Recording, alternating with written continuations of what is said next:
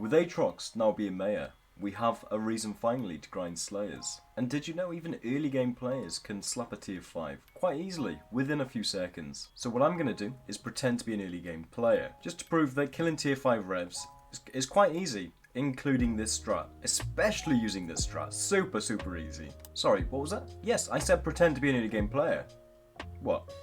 I'm a mid game player, what do you mean? You are early game, you shitter. Look at those skills. Okay, bro, let's just move on, eh? I tell you what, it's like being back in the forums. So I'm gonna guess, for most of you watching, you're either struggling with tier 5 revs, or you may have never done a tier 5 rev, or you're more than fine with killing tier 5 revs, you're an endgame player, and you just are watching so that you can comment, OMG bro, just kill it, you nod. But with that being said, I'm gonna set stage. To do tier 5 revs, you're gonna want a few essential things. Basic armor, plenty of coins, and of course a weapon. It usually costs 100,000 coins to spawn one tier 5. If you die, then them coins are gone. Simon Hypixel don't do refunds, baby. But luckily for you guys, Aatrox is mayor, and he has slashed prices in half, meaning that they are 50k coins to spawn a tier 5 rev. And as PewDiePie has always said, that's a great price. But I swear to you, it's huge, it really is huge. I'm going to show you something. Let me just get to a little hiding spot, because if you've been in my streams, you know I'm a bit of a coward. So I've been chasing a wooden heart drop. I've spawned, let's take a look, 966 tier 5 revs. Not a single decent drop. I'll tell you exactly what drops we've had so far. You can see on the bottom left of the screen right now. We have gained, hello Miki. Excuse me. Thank you. The only thing decent that we've dropped that's worth over 1 million coins is 7 scythe blades. This means it has cost me 96.6 million coins to spawn tier 5 revs. I have made a loss of around about 85 million. Hence why I say you need plenty of coins if you're wanting to do tier 5 revs. But it's great for combat XP, and I'm grinding, baby. I'm live. I live stream on Twitch every Monday, Wednesday, Friday, Sunday. Shameless plug. Link in the description, I'd love to see you there. I'm going to assume a few things to get going with this video. You have a few coins, strong dragon boots, legs, and chestplate with G5, P5, which is growth 5, protection 5, and maybe rejuvenate 5. And also, you have a tarantula helmet for that sweet damage. Now, ladies and gents, for a weapon, if you don't have access to many coins, then you should buy a Revenant Falchion for 900k. The perk, or the ability, means you can do 150% extra damage to zombies, and trust me, that is huge. For 900,000 coins, you have a weapon that does as much damage as my max 1 full livid dagger. That isn't bad for an early game slayer weapon. It's more than enough to kill a tier 5 in plenty of time. To make this easier on the eyes and more simple for you, here's a quick list of essential items in my opinion that you should have and use for tier 5 zombie slayers. Tarantula helmet, 580k. Chest, 600k. Legs, 1.2 million. Boots, 700k. Wands, now, there's a few options and I'll put them on screen as I'm talking. They have certain requirements, so let's go in order. You can have the Wand of Healing, which requires Zombie Slayer 1. Per second for 7 seconds, you get 60 HP once right clicking. The next one, the Wand of Mending. It requires Zombie Slayer 3. And per second for 7 seconds, once you right click, you will gain 90 health per second for them 7 seconds. Now getting onto the even stronger ones, which by the time you're doing tier 5s, you should already have these. A Wand of Restoration. It does require Zombie Slayer 6. Unlocked. You will receive 120 HP per second for 7 seconds with this restoration one. Now, the one that I use, which just looks like a stick with this mod pack, as you can see it's in my hand right now. The Wand of Atonement. You will regenerate 170 HP per second for 7 seconds. Let's move on to the talismans. The essential talismans, may I add. So there's a healing talisman, which gives you 5 extra healing, base healing. It costs 19k.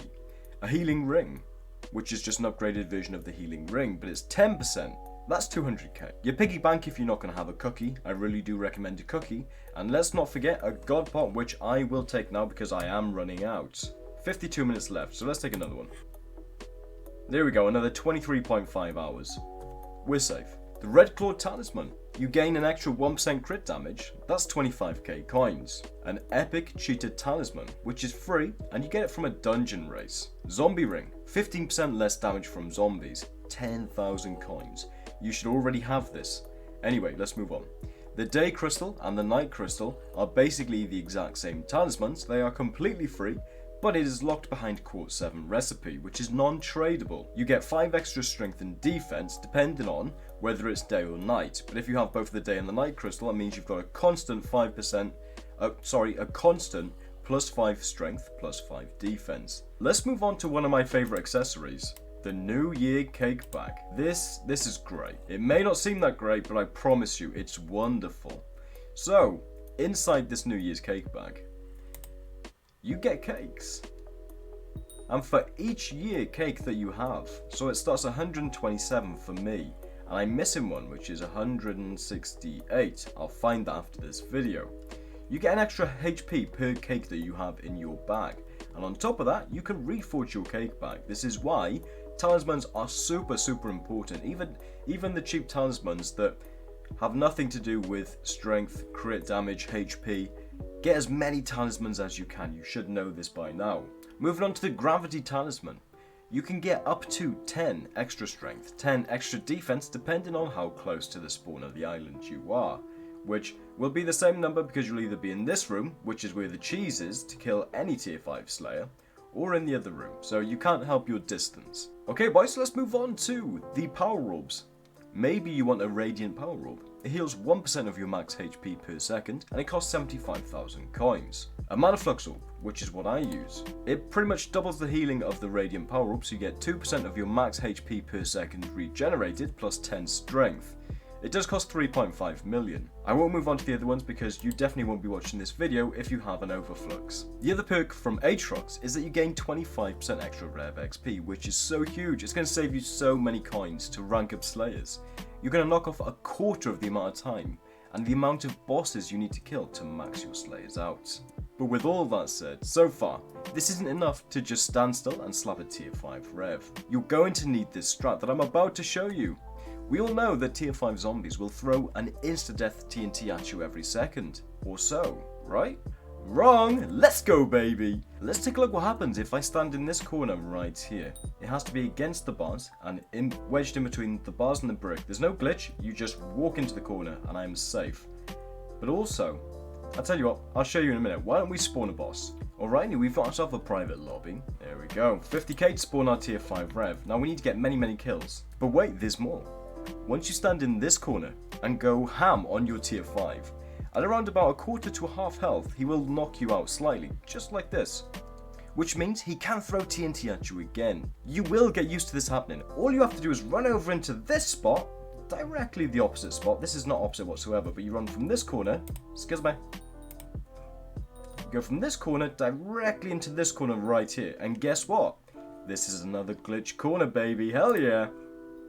And as you guessed, there's no TNT. Now the rest, it does explain itself. You just keep alternating these two corners every time you get knocked out. I will add right here though, you should have a pet with a turtle shell. It is so nice. But even if you don't have a turtle shell on your pet, which, oh, we haven't spoke about pet yet. The pet that I would recommend, let me just hide in my corner a sec. There we go. There. So the pet that I recommend you use is anything better than a blue tiger or a rare tiger. It has 33% ferocity. It reduces any healing by 30%, because these boys heal fast if you stop hitting them. That's not a tier 5 Rev, but you know what I mean. But just keep alternating these two corners until the angry TNT man is dead. I understand that there may be viewers who sit differently on the VARC scale. So what I'll do for the visual learners rather than the auditorial learners is I'll show you exactly how this is done in practice. Full speed tier 5 kills using this exact strat. Let's go. That's number 1 done. Now ignore the fact that I walk away from the corner. The reason I do is if you stand still in one place for too long, you do not get combat XP.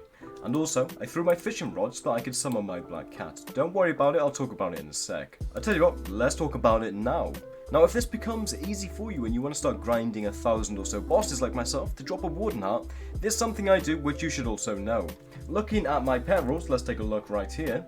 Looking at my pet rules, on starting a sleigh, we use wolf pet. It spawns the boss so much faster. On boss spawn, my tiger pet with turtle shellmet spawns. If you can afford the turtle shellmet, it's the most worth part of this setup.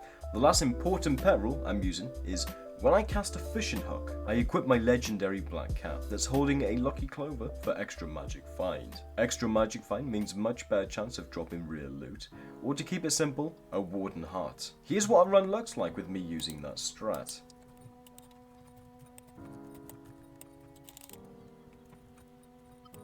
So we're about to spawn the boss. What I'm going to say is have your power orb ready. It says on the right hand side, look, 69 out of 76 kills. So these gold ones are worth 2 kills. I'm going to have my power orb ready. It lasts for 30 seconds, but I like to place it right here because it's in between both of these corners that I alternate through. And of course, I use Flower of Truth, just because it's quicker to kill. So here we go. I'm taking no damage, no TNT damage.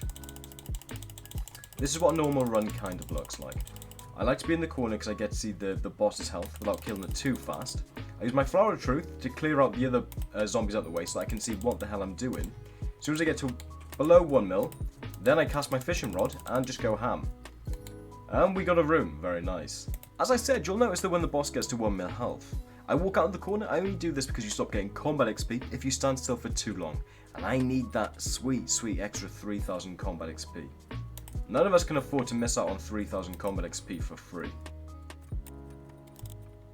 And because we're making a video, we are close to 100% RNG. I'm just going to speedrun silently, up to 100% RNG if we don't get any lucky drops. But I'm feeling it. I'm feeling that I can drop a Warden Heart in this video. Alright, we've done 1000 with no decent drops whatsoever, but I reckon in these next sort of 10, I reckon we got it in the bag. So I'm going to be quiet and here we go.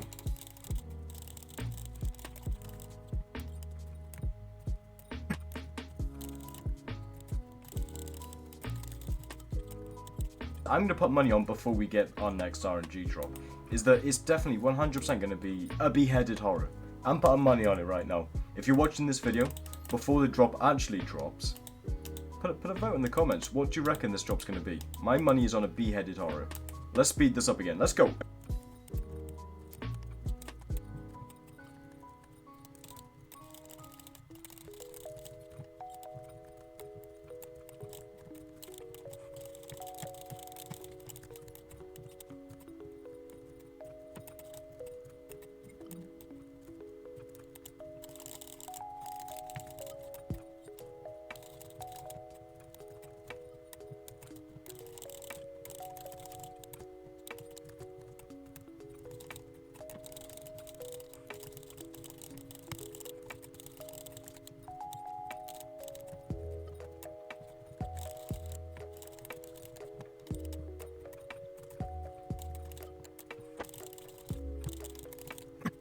Okay, before we do this, let's have a little chat. Now I know my overlay's in the way, but it's 99.4%, which would mean we get 0.8% per boss kill, right? So this would mean we're at 100%. However, you have to get to 100%, and then it's the kill that you get after 100% is when you get your RNG drop. So, oh, rip. I was too slow. I have a lot of fun doing tier 5s. I've done them for the last 2 streams, just fully through the streams. Let's have a look at how many kills we're on now, just while we're waiting for that to load up. 977 tier 5s. This is definitely not a money making method. Well, you will make money because you'll drop a heart eventually, but yeah, it's not a good money making method. There we go, we're now at 100%, which means this boss is 100% going to drop us an RNG drop. I don't know what it's going to be, obviously. Let's find out. What did you vote? I voted Beheaded Horror. Let's clear my inventory, let's sell all to Bazaar. Let's see what we get, baby. Is this the time for heart?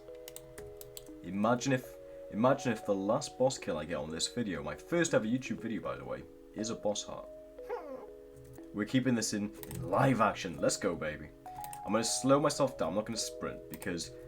So I'm currently playing off a laptop. It's a Ryzen 5 3500U laptop. There's no GPU.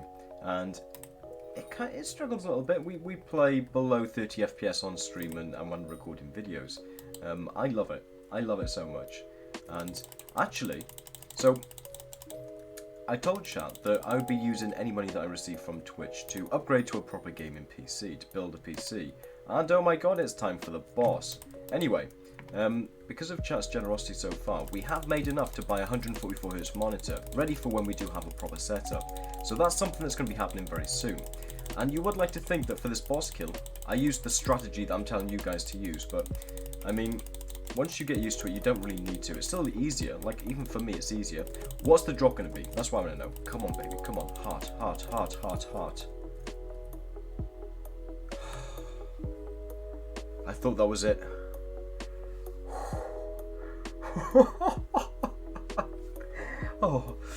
I'm shaking. So I've never dropped, as you can see on screen right now. Let me go back to my island sec. So as you can see, these are all the things that I've dropped so far. This is a reward. I've dropped 5. So I'm missing 2 cipher blades. I sold them because they were very early on. I've just dropped a shard of the shredded. That's 15.9 mil. So we'll call it 16 mil.